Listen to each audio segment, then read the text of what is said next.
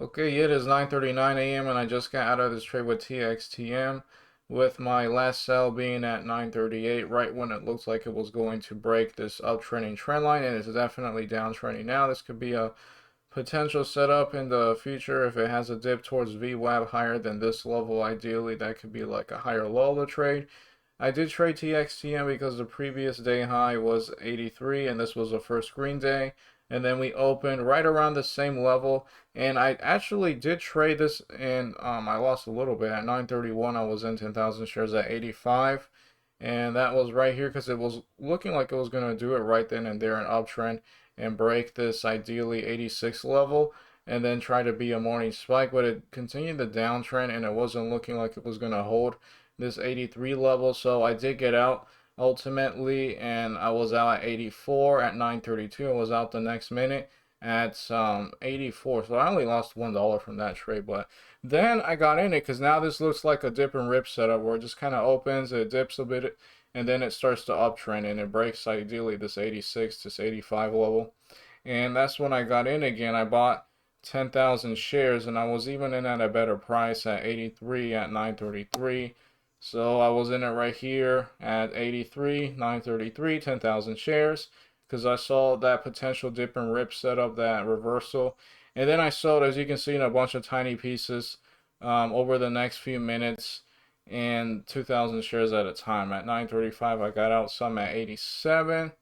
So I got out 2,000 shares here. And then at 936, I was out at 88, 2,000 shares. And then I sold another piece at 90 at the same minute, 936.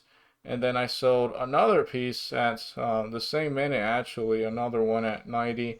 And then I think I had one sell right here at 938.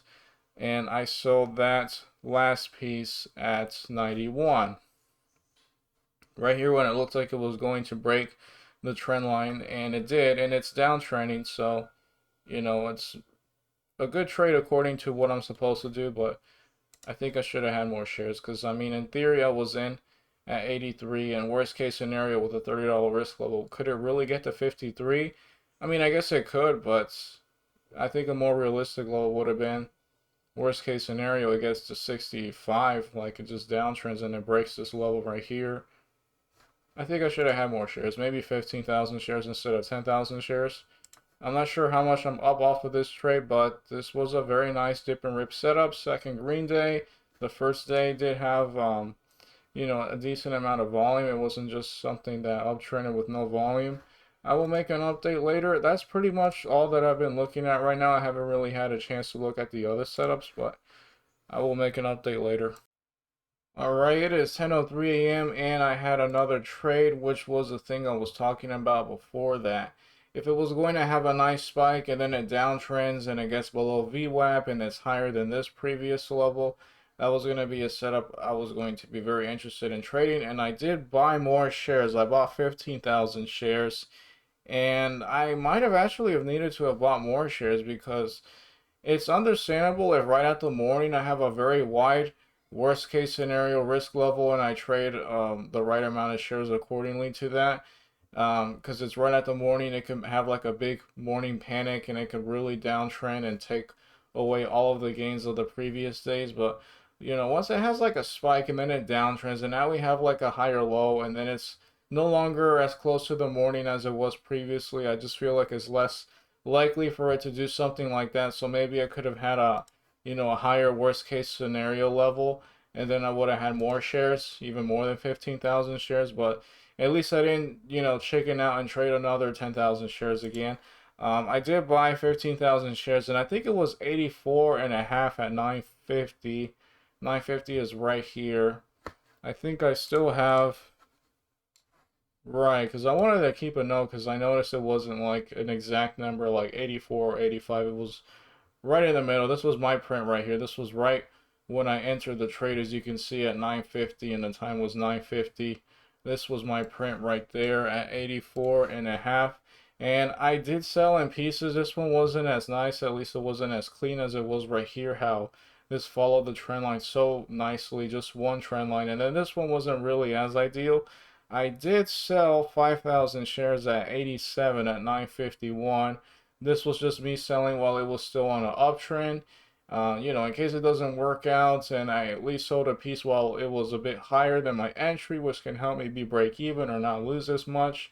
And then it also helps me be able to hold on to the rest of the position because I at least, sold a piece. I'm not full size, and if it doesn't work out in the downtrends, well, that will be pretty bad. Very good sell there. And then I did sell 2,000, no, actually, no, right here, 5,000 shares at 86 at 953.